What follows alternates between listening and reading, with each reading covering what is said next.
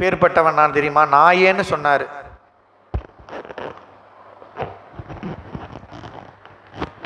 இந்த நாயனுக்கு அடுத்தது இப்ப இந்த பாட்டில் என்ன சொல்றாரு?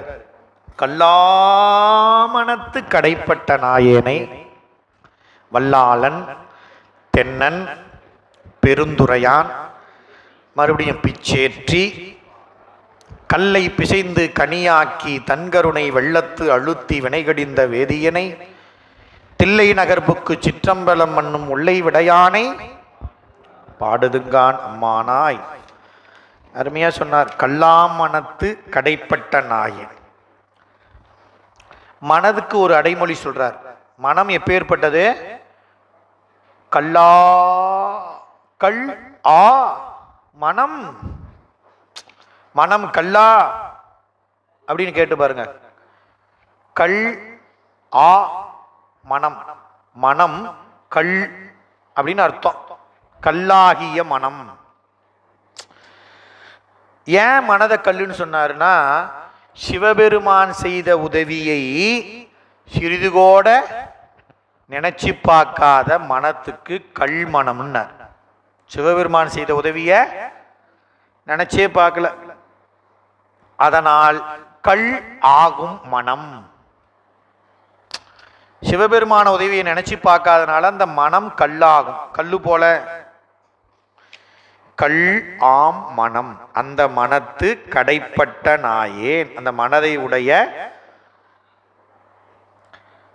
நாய்க்கு கூட கொஞ்சம் கொஞ்சம் நன்றி உணர்வு இருக்கும். நாய்க்கு தன்னுடைய எசமானிடத்துல இவர் தான் நமக்கு எல்லாம் சோறு போட்டு வளர்க்குறாரு, அவர் வந்த உடனே கொஞ்சம் கிட்ட போய் உரசி வாலாட்டி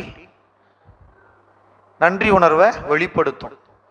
ஆனால் சாமி அந்த நன்றி உணர்வு கூட எனக்கு கொஞ்சம் கூட கிடையாது. கல்லாம் மனமுடைய இருக்கிற நாயிலேயே ரொம்ப நன்றி உணர்வு இல்லாத நாய் நான்.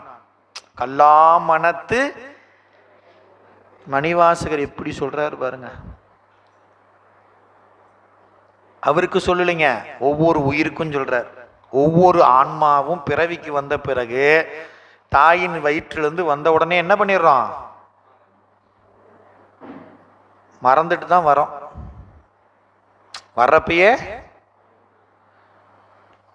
நீங்க போற்றி திரு அகவல்ல மணிவாசகர் எவ்வளவு அருமையா சொல்றார்.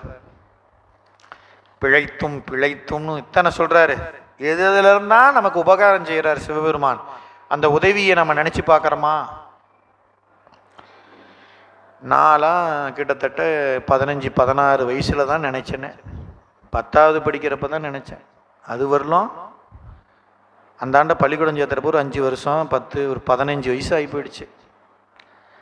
10வது படிக்கிறதுக்கு தான் சிவபுராணமே தெரியுது. அப்போ அத்தனை 15 வருஷமும் நன்றி கேட்டவனாக தான் இருந்தேன். மணிவாசகர் சொன்ன திருவாசகம் படிக்கிறப்ப தான் தெரியுது நாம் 15 வருஷம் சுத்தமாக நன்றி கேட்டு இருந்திருக்கிறோம். இப்போ அப்பப்போ நன்றி கேட்டு இருக்கிறேன். அதுக்கு முன்னே மொத்தமாக நன்றி கேட்டு இருந்தேன். எவ்வளவு நுட்பமாக சொல்லியிருக்கிறார் பாருங்க. அதை நினச்சி பார்த்தா ஐயோ சிவபெருமானை மறந்து தெரியாமல் இருந்திருக்கிறோமா? 15 வருஷமா நம்பி யார் ஒரு வருத்தப்பட்டார் இல்லையா? ஐயோ உனக்கு அடிமையா இருந்துட்டு அடிமை இல்லைன்னு சொன்னனே, எவ்வளவு பெரிய அபத்தம். பித்தா பிறை சூடி கதறாரு. இது ஒவ்வொரு உயிரும் நினைக்க வேண்டியதுங்க. ஒவ்வொருத்தரும் அவங்க நிலையில என்ன பண்ணியிருக்கிறோம்? மற்றவங்களை சொல்லுவோம், ஆனால் நாமளே எப்படி இருந்தோம்? அவ்வளோதான். இதை தான் இங்கே கல்லா மனத்து கடைப்பட்ட நாயேன் அதை சொல்றார். நன்றி உணர்வு எனும் ஒரு உயர் குணத்தை நாய் கொண்டிருக்கும். ஆனா உங்ககிட்ட அந்த நன்றி உணர்வுங்கிறத கூட இல்லாத உணர்வு எனக்கு. அதனால தன்னை என்னன்னு சொல்லிக்கிட்டாரு? கல்லாமணத்து கடைப்பட்ட நாயேன். ஆனா எனக்கு என்ன பண்ண தெரியுமா பெருமான்? வல்லாளன். ஏன் வல்லாளன்னாரு? எங்க கல்லு போல இந்த மனசையும் கனி போல பிசைஞ்சான் பாருங்க. எவ்வளவு வலிமை தெரியுமா அவனுக்கு? யாராலையும் மனசை மாற்ற முடியாது. என் மனச சொல்றமா இல்லையா? அப்புறம் ஒரு நாள் என்ன சொல்லுவோம், மனதை கொடுத்து விட்டேன், மனதை பறி கொடுத்தேன்னு சொல்கிற காலமெல்லாம் இருக்குது. அப்புறம் கல்மணம். இந்த கல்மணத்தை பிசையணும்னா யாரால முடியும்?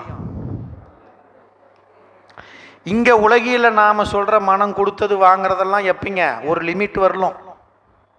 மனதை கொடுத்தேன் உயிரே அப்படின்னு சொல்கிற வாய் ஒரு நாள் என்ன பண்ண, உயிரை எடுக்காத அப்படிங்க சொல்லுதா இல்லையா? இந்த உலகியில் நாம் கொடுக்குற மனசு அவ்வளோதான் நிலை. ஒரு நாளைக்கு உயிரேங்கும், ஒரு நாளைக்கு அது அப்படியே மாறிடும். அந்த மனம் இங்கே இல்லை. இங்கே இறைவன் மேலே நன்றி உணர்வு இல்லாத மனத்துக்கு கல் மனம். அதையும் பிசைந்து கனியாக்குகிறான்னா அவன்தான் வல்லாளன், வலிமையுடையவன். அப்பேற்பட்ட வல்லாளன் என்ன பண்றான், கல்லை பிசைந்து கனியாக்கி பிச்சேற்றினான். கல்லை பிசைந்து கனியாக்குவது போல என் நெஞ்சை கனிவித்தான். கனிவித்து என்ன பண்ணான், தேவுமால் கொள்ளச் செய்தான், பிச்சு ஏற்றினான். அப்படி கல்லை பிசைந்து கனியாக்குனது மட்டுமல்ல, தன் கருணை வெள்ளத்து அழுத்தினான்.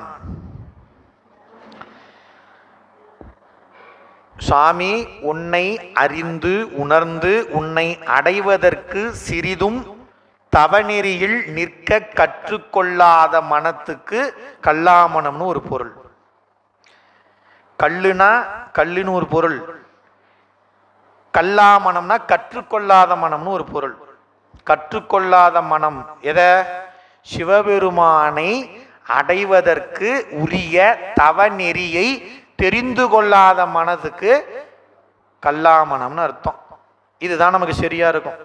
கல்லு அப்படின்னு சொல்றதை விட சிவபெருமானை அடைவதற்குரிய தவநெறியை கற்றுக்கொள்ளாத மனமுடையவன் அப்படின்னு பொருள். இப்ப தவநெறியில் இல்லாம உலகியலில் உழன்று கொண்டிருக்கக்கூடிய மனம் அப்படின்னு பொருள். என கல்மனம் அப்படின்னு சொன்னோம்னா யாருக்கும் ஈவு இறக்கமே பார்க்காத மனம்னு பொருள்.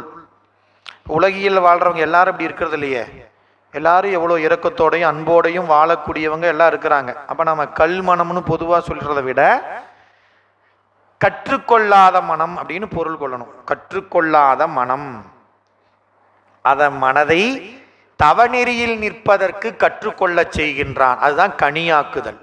கல்லை பிசைந்து கற்றுக்கொள்ளாத தவநெறியில் நிற்பதற்கு கற்றுக்கொள்ளாத என் மனதை எனக்கு தவநெறியை காட்டி என் மனம் கற்றுக்கொள்வதற்கு செய்வதுதான் கனிவித்தல். இப்போ நம்ம சயின்டிஃபிக்காக கல்லை பிசைய முடியாது, கல்லை கனியாக்குமோ. ஏங்க நீங்கள் என்னமோ திருவாசகம் சொல்கிறேன்னு கல்லை பிசைஞ்சாரு, கனியாக்கினாரு, வெள்ளத்தில் அழுத்தினாருன்னு சொல்லிட்டு போகிறீங்க அப்படின்னு நாளைக்கு நமக்கு ஒரு கேள்வி வரக்கூடாது. அப்ப கல் என்பது கற்றுக்கொள்ளாத மனம், கல்லாதது என்பது தவநெறியை தெரிந்து கொள்ளாம இருப்பது. தவநெறிகளை தெரிந்து கொள்ள இறைவன் உணர்த்துவதற்கு கனியாக்குவது. தவநெறியெல்லாம் தெரிஞ்சுக்கிட்டோம், அதுல நிக்கிறோம் பாருங்க, அந்த தவநெறியில் நின்று நின்று அவனை வழிபாடு செய்து பூசை செய்து நாம பெறக்கூடிய ஆனந்தம் தான் வெள்ளம். அந்த வெள்ளத்தில் அழுத்திவித்தான். ஏன், ஒரு பழம் வாங்கி அப்படியே வச்சோம்னா 2 நாள் 3 நாள் நல்லா இருக்கும்.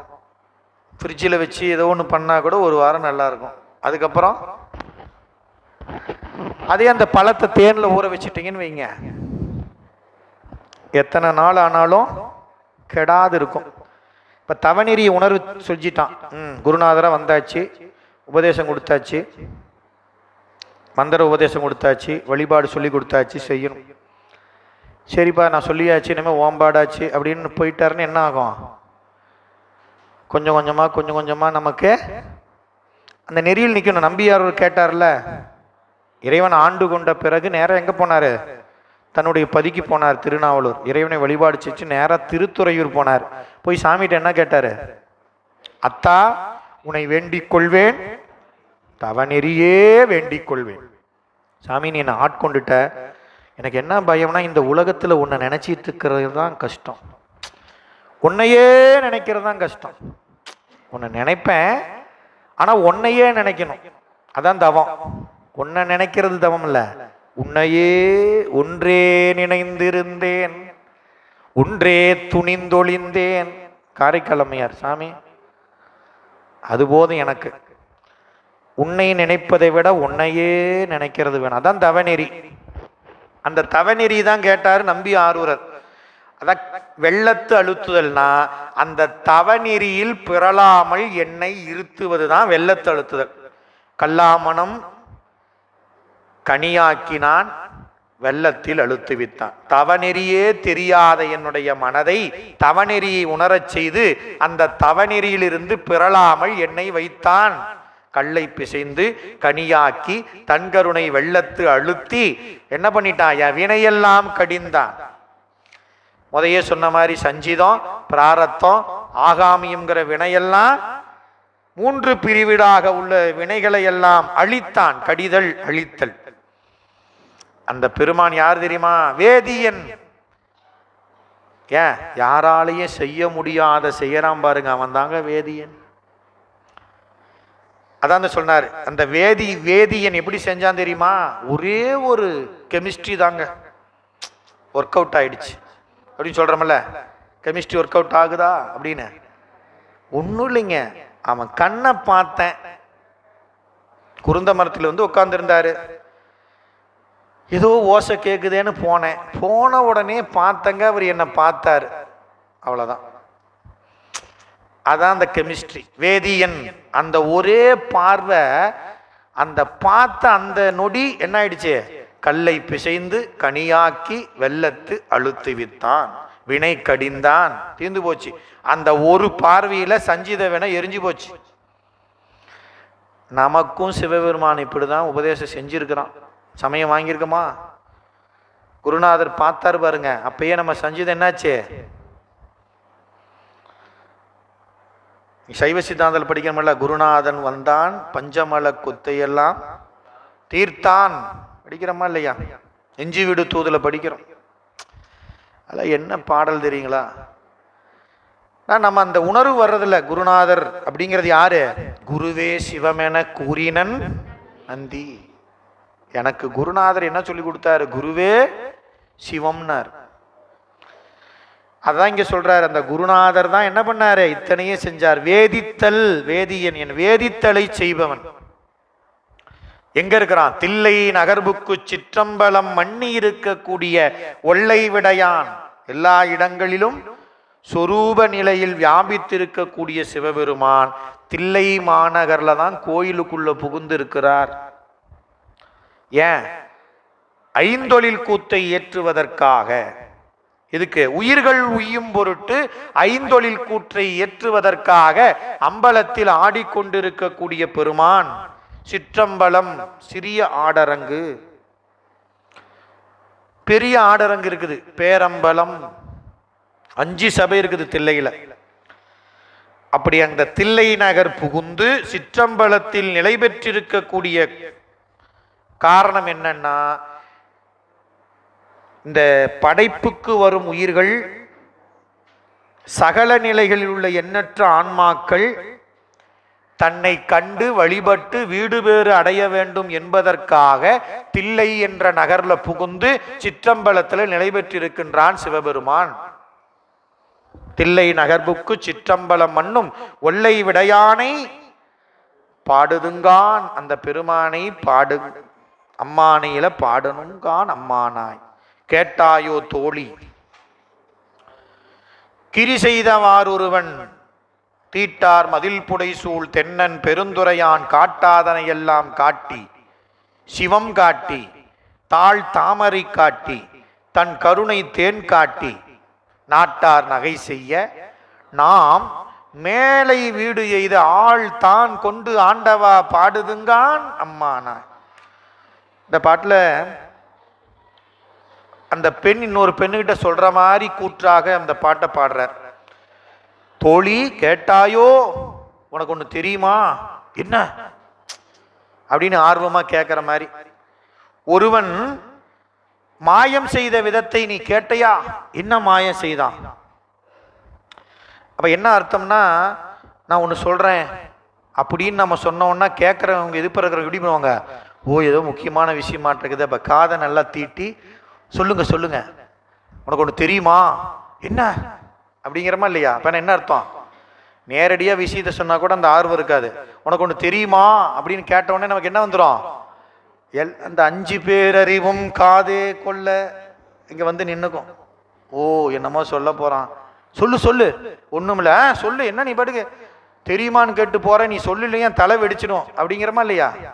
அதை கேட்டாதான் என்ன ஆகும்? ஓ அப்படின்னு மனசு ஆறும்.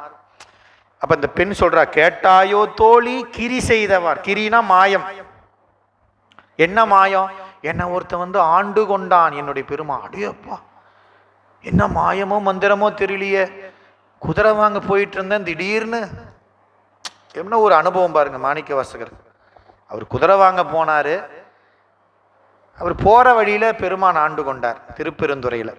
இப்ப தோழி ஆண்டு கொண்டு, அடிமையாக கொண்டு எனக்கு வேண்டியதை தந்தான் இறைவன்.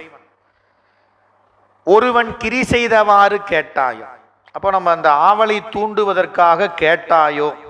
இப்போ ஒருமுகப்படுத்தி அந்த செவியினால் தான் கொடுக்கிற செய்தியை வாங்கி கொள்வதற்காக கேட்டாயோ தோழி அப்படின்னு தொடங்குறார். இப்போ ஆர்வமா கேட்கறவங்க என்ன பண்ணுவாங்க? சொல்லுங்க சொல்லுங்க என்ன அப்படின்னு கேட்பாங்க. அப்ப சொல்றாரு, தீட்டார் மதில் ஒருவன் எனக்கு கிரி செய்தான், மாயம் செய்தான். என்ன மாயம்? என்ன மாயம் தெரியுமா? தீட்டார் மதில் புடை சூழ் தென்னன் பெருந்துரையான். அந்த ஒருவன் யார் தெரியுமா? தீட்டு ஆர் மதில், அதாவது தீட்டுதல்னா அப்படியே அழகா சுதை பூசி இருக்கக்கூடிய, பகைவர்களால் கடப்பதற்கு கடினமான மதில், அரிய மதில், எல்லா பகுதிகளையும் புறத்தே சூழ்ந்துள்ள மதில் அரண். தீட்டார் மதில் புடைசூழ் தென்னன். அப்ப 3 மலம்னு சொல்லக்கூடிய பகையெல்லாம் கடக்க முடியாத ஒரு பெரிய மதில். இந்த மதில் என்பது இங்க என்ன பொருள்னா திருவருள்.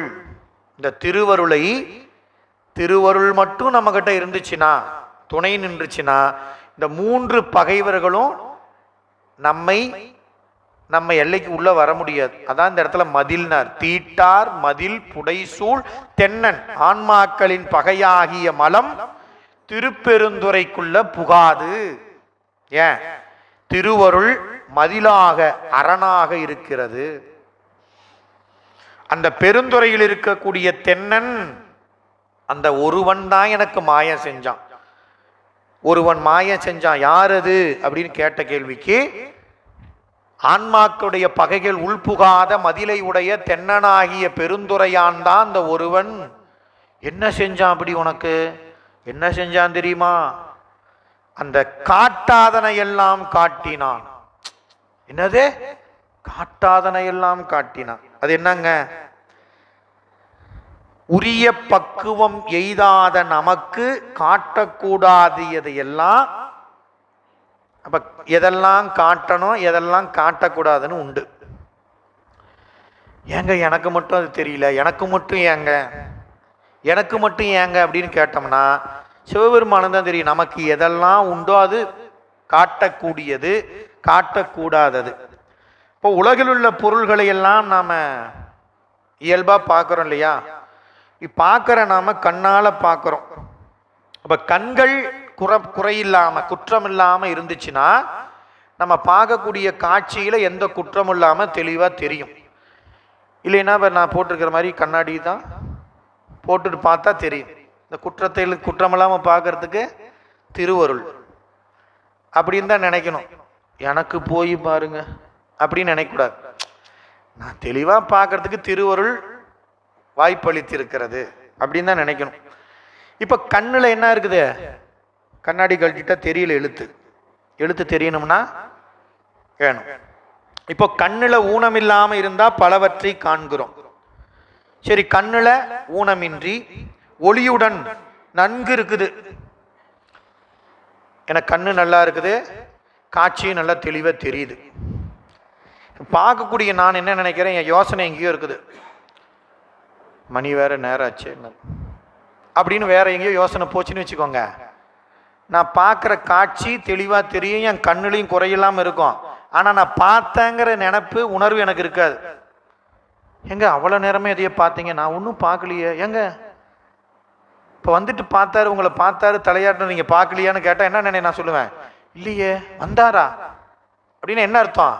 அவர் வந்திருப்பாரு, என்னை பார்த்துருப்பாரு, தலையாட்டிருப்பாரு, நானும் தலையாட்டிருப்பேனோ இல்லையோ, அவர் தலையாட்டிட்டு தான் போயிருப்பாரு. ஆனால் எனக்கு கண் எதுப்புற வந்து முன்ன நின்னாருங்க, தலையாட்டிட்டு போனாரு, தெரியலங்கிறீங்க. இல்லைங்க, நான் ஒரு யோசனையாக இருந்தேனா? அப்போ கண்ணும் நல்லா இருக்குது, காட்சியும் தெளிவாக தான் கிடைக்குது. ஆனால் காட்சிங்கிற அனுபவம் என் அறிவுக்கு, கேமரா இருக்குது, பதிவு பண்ணுறதுக்கு டிவி எல்லாம் இருக்குது, கனெக்ஷன் இல்லைன்னா கேமரா ஓடுதுங்க, டிவியும் பதிவு பண்ணுறது தயாராக இருக்குது, ஏன் ரெக்கார்ட் ஆகலை? அது பார்த்தீங்கன்னா ஒரு கேபிள் வந்து கனெக்ஷன் கட் ஆகிடுச்சு. அப்போ என்ன ஆயிடுச்சு? கேபிள் கட் ஆகிடுச்சுங்கிறது அறிவு வேறு பக்கம் யோசனை போனதுனால கேமராவில் பதிவானது டிவியில் போய் டிஸ்கில் மெமரி கார்டில் பதிவாகாமல் போயிடும். இதான் அதான் சொன்னார் இந்த இடத்துல, ஆன்ம அறிவு கண்ணோட கலந்து நின்னா மட்டும்தான் நாம் காணக்கூடிய பொருள் உள்ளத்தில் பதியும். ஆன்ம அறிவு கண்ணில் கலக்கலின்னு வைங்க, இதை தான் நமக்கு சிவஞான போகத்தில் சொல்கிறார், காணும் கண்ணுக்கு காட்டும் உளம்போல் அப்படின்னு சொன்னாரா இல்லையா? காணும் கண்ணுக்கு காட்டும் உளம். கண்ணு பார்த்துச்சின்னு நம்ம சொல்லக்கூடாது, கண்ணில இருந்து அவன் காட்டினதுனால பார்க்க முடிஞ்சது. அவன் இல்லைன்னு வைங்க, வேற எங்கேயோ நம்ம பக்கம் இழுத்துட்டு போயிருந்தான்னு வைங்க, கண்ணுல பார்த்தது உள்ளத்துல பதியாது. காட்டாதன எல்லாம் காட்டி, அப்போ நாம காணக்கூடிய எல்லாமே சிவபெருமான் நம்ம கண்ணுக்குள்ள இருந்து காட்டுகிறான். காட்டாதன எல்லாம் காட்டி, இப்ப இறைவனால் காட்டக்கூடியது. அப்ப காட்டாதன ஏன் சொன்னாரு அப்படின்னா, நமக்கு தத்துவங்கள் 36, அதுல ஆன்ம தத்துவம் எத்தனைங்க?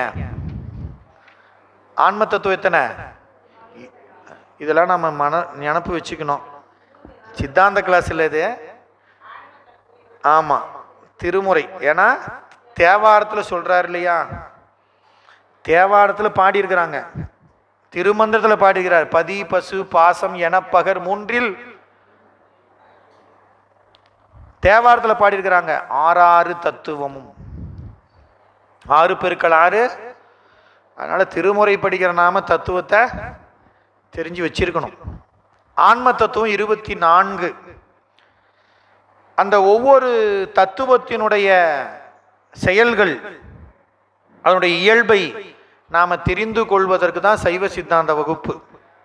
அதை நாம இயல்பையும் அதனுடைய செயலையும் தெரிஞ்சுக்கிறதுக்கு பேர் தத்துவ ரூபம்னு பேர். ஓ இதெல்லாம் செய்யுது, இப்பதான் உன் சுயரூபமே தெரியுது அப்படிங்கிறோம்ல, அப்படின்னு என்ன அர்த்தம்? இப்பதான் உன்னை பத்தி உண்மையை தெரிஞ்சுக்கிட்டோம், உன் சுயரூபத்தை தெரிஞ்சுக்கிட்டேன் நான் அப்படின்னா என்ன அர்த்தம்? உண்மை நிலைய தெரிஞ்சுக்கிறது. இப்ப தத்துவத்தினுடைய உண்மை நிலையை தெரிந்துவதற்கு தத்துவ ரூபம்னு பேர். அப்ப தத்துவம் எதுக்கு கொடுக்கப்பட்டது? ஒன்னையுமே இப்ப நமக்கு தெரியுது, எங்க எனக்கு தெரியுது ஆன்ம தத்துவம் 24 என்னென்ன? மனம் புத்தி சித்தம் அகங்காரம், ஞானேந்திரி 5, கண்மேந்திரி 5, தன்மாத்திரைகள் 10, அது காரண தன்மாத்திரை 5, காரிய தன்மாத்திரை 5, சுவை ஒளி ஊறு ஓசை நாற்றம் நிலம் நீர் நெருப்பு காற்று ஆகாயம் கை கால் கண் மூக்கு செவி, இப்படிலாம் சொல்லிடுறோம். அதெல்லாம் தெரிஞ்சதா அப்படின்னா அதுக்கு பேர் தெரியறதில்ல. தெரியறதுன்னா கண்ணு எதுக்கு, அது என்ன செய்யும், அதனுடைய ஆற்றல் என்ன, இயல்பு என்ன, அதனுடைய செயல் என்ன, இதை தெரிஞ்சுக்கிட்டாதான் அதுக்கு பேர் தெரிஞ்சதுன்னு அர்த்தம். இதெல்லாம் தெரியாம நம்ம பார்க்கறதுக்கு பேர் தான் காட்டாதன எல்லாம் காட்டி. இங்க சொல்றாரு, தத்துவங்கள் ஒன்றை ஒன்று அறியாத சடப்பொருள். இதையெல்லாம் சாமி நமக்கு வகுத்து கொடுத்திருக்கிறார். இதனுடைய இயல்பையெல்லாம் நாம் அறிந்து கொள்வது உணர்றப்ப தத்துவ தரிசனம்னு பேர் அதுக்கு. அப்ப அந்த சடப்பொருள் நித்தியமானதா நிலையானதா? இல்ல, இது காலப்போக்கில் அழியக்கூடியதுன்னு உணர்றோம் பாருங்க, அது தத்துவ சுத்தி. இதெல்லாம் சாத்திர நூல்ல சொல்லுது. இப்ப தத்துவங்கள் எல்லாம் சடம், ஆன்மாவாகிய எனக்கு வேறாக இருக்கக்கூடியது தத்துவம். நான் அதை அறிந்து கொள்வது ஆன்ம ரூபம். அந்த உணர்த்த நான் உணர்ந்து கொண்டப்ப எனக்கு என்ன சிக்கல்? அறிந்து கொண்ட நான் நானே அறிந்தேன்னு சொல்லுவேன், அது ஒரு சிக்கல். அதை கடந்து திருவருள் தான் அறிவித்தது. இப்படி தத்துவ ரூபம், தத்துவ தரிசனம், தத்துவ சுத்தி, ஆன்ம ரூபம், ஆன்ம தரிசனம், ஆன்ம சுத்தி, இதெல்லாம் கடந்த வாட்டி கிடைக்கிறது தான் ஆன்ம போதம்ங்கிற லாபம். சைவ சித்தாந்தத்தில் விரிவாக சொல்லப்படுது. காட்டாதன எல்லாம் காட்டிங்கிறது என்ன அர்த்தம்னா, தத்துவ ரூபம், தத்துவ தரிசனம், தத்துவ சுத்தி, ஆன்ம ரூபம், ஆன்ம தரிசனம், ஆன்ம சுத்தி, இதையெல்லாம் அடங்கினது தான் காட்டாதன எல்லாம் காட்டி. ஏன்னா தெரிஞ்சிக்க, நான் இதுவரையிலும் இப்படிலாம் நினச்சிருந்தேன், இப்போதான் தெரியுது சைவ சித்தாந்தம் படித்த வாட்டி, அதை தான் காட்டாதன எல்லாம் காட்டி. இவ்வளோ நாளாக ரொம்ப நல்லவன் நினச்சேங்க, இன்னைக்கு தான் சுயரூபத்தை தெரிஞ்சுக்கிட்டேன் அப்படிங்கிறதுக்கு பேர் தான் என்ன அர்த்தங்க? காட்டாதன எல்லாம் காட்டி. அப்புறம் என்ன பண்ணாரு? சிவன் காட்டி. காட்டாதன எல்லாம் யாரு காட்டினா? சிவன் காட்டி. தாழ்தாமரை காட்டி, தன்னுடைய தாமரை போன்ற திருவடிகளை காட்டினார். அந்த திருவடி ஆன்மா ஞானத்தை அறிய முனைந்து நிற்பதற்கு உபகாரம் செய்வது திருவடி. அந்த திருவடியினால் ஆன்மா சிவத்தை தன்னுடைய உணர்வோடு காணும். இப்ப தத்துவ ரூபம், தத்துவ தரிசனம், தத்துவ சுத்தி முடிஞ்சது. பாச ஞானம், நம்ம கருவிகரணங்களை கொண்டு நாம் அறிவதற்கு நமக்கு கிடைக்கக்கூடிய ஞானம் பாச ஞானம். என் கண்ணு பார்த்துச்சு, கண்ணினால் பார்த்தேன், பாச ஞானம். நான் பார்த்தேன், பசு ஞானம். திருவருள் காட்டியது பதிஞானம். அவ்வளவுதான். காட்டாதன எல்லாம் சிவன் காட்டி. முதல்ல கண்ணு பார்த்துச்சுங்கிறது காட்டாதனை எல்லாம் காட்டி. இப்போ சிவன் காட்டி, நான் பார்த்தேன், ஆன்ம ரூபம், ஆன்ம தரிசனம், ஆன்ம சுத்தி. அப்புறம் தாழ்தாமரை காட்டி. ஐயோ, இதெல்லாம் சிவபெருமான் திருவருள் காட்டினதுனால பார்த்துருக்கிறேன், திருவருள் காட்ட பார்த்தேன். தாழ்தாமரை காட்டி. தன் கருணை தேன் காட்டி. தன் கருணை காட்டினான். அப்ப திருவருள் வயப்பட்டிருக்கக்கூடிய ஆன்மாவுக்கு என்ன பண்றாரு? சிவ தரிசனம் என்ற நிலையை காட்டினார் தான் தன் கருணை தேன் காட்டி. அந்த சிவ தரிசனம்ங்கிற அந்த ஆனந்தத்தை தான் தேன்னு சொல்றார். தேன் ஏன் சொல்றாரு? தேன்னா ஒரு சுவைக்கக்கூடிய பண்டம், உணவு. அதை சுவைக்கிறக்கூடிய கருவி நாக்கு, அவருடைய தன்மாத்திரை சுவை. தேனுங்கிற உணவுப் பொருளை சுவைக்கக்கூடிய கருவி நாக்கு. அதற்கு இந்த சுவையை அனுபவிப்பதற்கு உதவக்கூடிய கருவியதே சுவை அப்படிங்கிற தன்மாத்திரை. இப்போ இந்த அனுபவத்துக்கு என்னென்ன வேணும்? தேன் வேணும், நாக்கு வேணும், சுவை, மூணு வேணும் இல்லையா? மூணு இருந்தாதான் இந்த அனுபவம். அப்ப அந்த சுவை இன்பம் என்பது மூணு இருந்தால் தான் வரும். அதுபோல சக்தியின் செயல்கள் எல்லாமே சிவத்துக்கு இல்லை என்ற நிலையில் உயிருக்கு சிவம் வேறு சக்தி வேறு என்று பிரிப்பில்லாம ஒரே நிலையில் ஏகமாக நின்று பரஞானத்தை நல்கக்கூடியதுதான் தேன் காட்டிங்கிறதுக்கு அர்த்தம். இதெல்லாம் கடந்து சுத்த தத்துவத்தையெல்லாம் கடந்து இந்த ஆன்மா போய் இந்த சிவலோகத்தில் பெருமானோடு கலக்கக்கூடிய நிலை தேன் காட்டி. சிவம் காட்டி, தன் கருணை தேன் காட்டி. இப்போ மங்களமான பேரின்பத்தை காட்டுகிறான். சிவபோகம், இதை நீங்கள் விரிவாக சைவ சித்தாந்தத்தில் விரித்து கொடுக்கப்பட்டிருக்கிறது. தத்துவ ரூபத்தில் தொடங்கி எங்க நிறைவாகுதுங்க? சிவபோகம். அந்த சிவபோகத்தான் இங்க தேன்னு சொன்னார். இந்த 2 வரியில என்னென்ன சொல்லிட்டாரு? இந்த உயிருக்கு உரிய அந்த நிலையை அப்படியே சுருக்கி சொல்லிட்டார். எதுல இருந்து? காட்டாதன எல்லாம் காட்டி, தாழ்த்தாமரை காட்டி, தன்கருணை தேன் காட்டி, கடைசியா சிவம் காட்டி. தத்துவ ரூபம், ஆன்மாவுக்குரிய நிலை, அப்படிலாம் காட்டிட்டு கடைசியா இந்த மூணும் தத்துவம், அதுக்கப்புறம் ஆன்மா, அதுக்கப்புறம் சிவம்.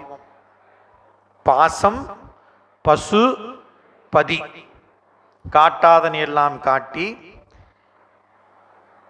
தாழ்த்தாமரை காட்டி, தன்கருணை தேன் காட்டி, இதுக்கப்புறமா காட்டுவதுதான் சிவம். சிவம்ங்கிறது சிவபோகம்.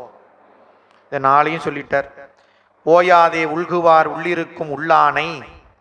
இங்க இன்னொரு அருமையா சொன்னார், நாட்டார் நகை செய்ய அப்படிங்கிற ஒரு சொல்லியிருக்கிறார். இது என்ன பொருள்? நாட்டார், இந்த உலகத்தில் இருக்கிறவங்க நகை செய்கிறார்கள். நகைனா சிரித்தல், எள்ளி நகையாடுதல். இருக்கிற வேலையே இல்லைங்க, பொழைக்க தெரியாத ஆளுங்க அப்படின்னு உலகத்தில் இருக்கிறவங்க என்ன பண்றாங்க? ஏளனமாக எள்ளி நகையாடுவதற்கு நாட்டார் நகை செய்ய நாம் மேலை வீடைத. சிவபெருமான் உயிர்களுக்கு செய்யக்கூடிய அருமை பெருமைகளை எல்லாம் அறியக்கூடிய அறிவு வாய்க்க பெறாத உலக மக்கள் சீவன் முத்தர்களுடைய நிலையை பார்த்து என்ன பண்ணுவாங்க? காரைக்கால் அம்மையார் இந்த உடம்பு கொண்டிருக்கக்கூடிய தசைகள் எல்லாம் வேணாம், எனக்கு பேயுருவம் வேணும்னு போனப்போ பேய் வருதுன்னு சொன்னாங்களா? அம்மா அவங்களை இப்படி சொல்றாங்களேன்னு கேட்டதுக்கு சொன்னாங்களா, நான் யாருன்னு சிவபெருமான் என் அப்பனுக்கு தெரியும், அவனுக்கு தெரியறதுக்கு தான் நான் இந்த உருவத்தை வாங்கியிருக்கிறேனே தவிர ஊரில் இருக்கிறவங்களுக்கு தெரிஞ்சுக்கிறதுக்கு நான் வாங்கலை அப்படின்னு காரைக்கால் அம்மையார் சொல்கிறாங்க. இப்போ யார் என்ன சொன்னால் என்ன? நாம் திருநீர் பூசுறதையும், யுத்ராக்கு அணியறதையும், சிவபுராணம் சொல்கிறதையும், தேவாரம் பாடுறதையும், சித்தாந்தம் கேட்கறதையும், பெரிய புராணம் கேட்கறதுலேருந்து நாம் வலுவக்கூடாது. அவங்க கிண்டல் பண்ணுவாங்க, இவங்க சொல்லுவாங்க. யார் நாட்டார் நகை செய்து கொண்டு தான் இருப்பாங்க. ஏன்? அவங்களுக்கு அந்த அருமை பெருமைலாம் தெரியல. நீங்கள் கூட்டு வந்து இங்கே உட்கார வச்சிங்கன்னா அவங்களும் தெரிஞ்சுக்குவாங்க. அதுக்கு ஒரே வழி என்ன? நீ என் கூட வா, வந்து உட்காந்து கேளு அப்படின்னு கூட்டு வந்து உட்காரு கேட்க வச்சுட்டிங்கன்னா உங்களுக்கு எள்ளி நகையாட மாட்டாங்க. ஏன்? அவங்களுக்கு தெரியல. நம்மளும் அப்படி தானே இருந்தோம், இப்போ நம்ம தெரிஞ்சுக்கிறோம். அது மாதிரி இன்னும் அவங்க தெரிஞ்சுக்கல, அதனால சொல்கிற போகிறாங்க. அது நமக்கு பொருட்டு கிடையாது. அதான் இங்கே சொல்கிறாரு, நாட்டார் நகை செய்ய.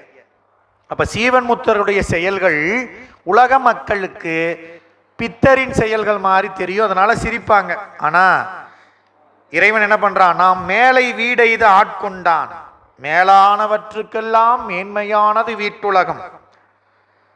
சாயுச்சியம்னு சொல்லுவாங்க சைவ சித்தாந்தத்துல. பர முத்தி நிலை, பதமுத்தி நிலைன்னு ஒன்று இருக்குது, பரமுத்தின்னு இருக்குது. இந்த பரமுத்தி தான் சாயுச்சியம். அதை தான் இங்க சொல்றாரு, நாட்டார் நகை செய்ய நாம் மேலை வீடெய்து ஆட்கொண்டவன். ஓயாதே உள்குவார் உள்ளிருக்கும் உள்ளானை, சேயானை, சேவகனை, தென்னன் பெருந்துறையின் மேயானை, வேதியனை, மாதிருக்கும் பாதியனை, நாயான நந்தம்மை ஆட்கொண்ட நாயகனை, தாயான தத்துவனை, தானே உலகேலும் ஆயானை, ஆழ்வானை, பாடுதுங்கான் அம்மானாய். இப்ப ஓயாதே அப்படின்னா இறைவனை நினைக்கிறது ரெண்டு முறை உண்டு. ஒன்று நீர் சொட்டுவது போல நினைப்பு, அது ஓய்ந்து ஓய்ந்து நினைக்கிறது, கொஞ்சம் கொஞ்சம் அப்பப்ப நினைக்கிறது. இன்னொன்று தைலத்தாரை அப்படின்னு என்ன அர்த்தம்? நீங்கள் ஒரு தைலம், ஒரு எண்ணெய் பொருளை மேலேருந்து விட்டீங்கன்னா கேப்பே இல்லாமல் கீழே வந்து இந்த நிலத்தை சேர்றவர்களும் பார்த்தீங்கன்னா ஒரு கோடாக தெரியும், நடுவில் கேப் இருக்காது. இதே ஒரு நீரை விட்டீங்கன்னா எப்படி இருக்கும்? சொட்டு சொட்டா இடையில கேப் வரும். ஓயாதே உள்குவார் அப்படின்னா இடையீடு இல்லாமல். இப்போ இடைவீடு அப்படின்னா நாம் இப்போ கோயிலுக்கு போகிறப்ப சாமி நினைப்போம், பாடுறப்ப நினைப்போம், வகுப்பு கேட்குறப்ப நினைப்போம், அப்புறம் பார்த்தங்க சாயந்தரம் நினைப்போம், காலையில் அனுஷ்டானம் பண்ணுவோம், சிவபூஜை பண்ணுவோம் நினைப்போம், அப்புறம் சாயந்தரம் அனுஷ்டானம் பண்ணுவோம், அப்போ நினைப்போம், ஒரு கோயிலுக்கு போவோம், தலை யாத்திரை போகிறோம் அப்படி நினைப்போம். இந்த மாதிரி மற்ற நேரத்தில் படிக்கிறவங்க படிப்பை நினைக்கிறது, தொழில் செய்கிறவங்க தொழில் நினைக்கிறது, இப்படி நம்ம நிலை. இப்போ ஓயாதே உள்குவார்னா தைலத்தாரை போல இந்த உலகில் வாழ்ந்தாலும் அவங்க சிந்தையில் இறைவனுடைய நினைப்பு ஓயாமல் இருக்குமா, ஓய்வே இல்லாத அந்த நினைப்பு இருக்கும். ஓயாதே உள்குவார். அப்படி இருக்கக்கூடிய அடியார்கள் உள்ளத்தில் உள்ள இருக்கக்கூடிய இறைவன் உள்குவார் அப்படின்னா தியானம் செய்பவர்கள். உள்ளிருப்பவன்னா தியான பொருளாக இருப்பவன். ஏன் இப்படி உள்ளிருக்கிறான் அப்படின்னா அவங்க தியானம் பண்றதே பெருமானதான். தியானம் பண்றவன் தியான பொருளாக உள்ள எப்பயும் இருக்கிறான், அவனை தான் நினைக்கிறாங்க.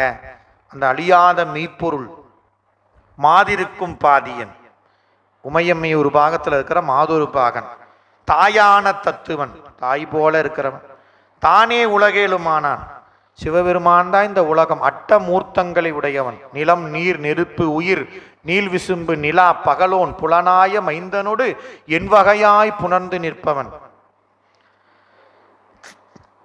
உலகேலும் ஆயானை ஆனவனை பாடுதுங்கான் அம்மானாய். பண் சுமந்த பாடல் பரிசு படைத்தருளும் பெண் சுமந்த பாக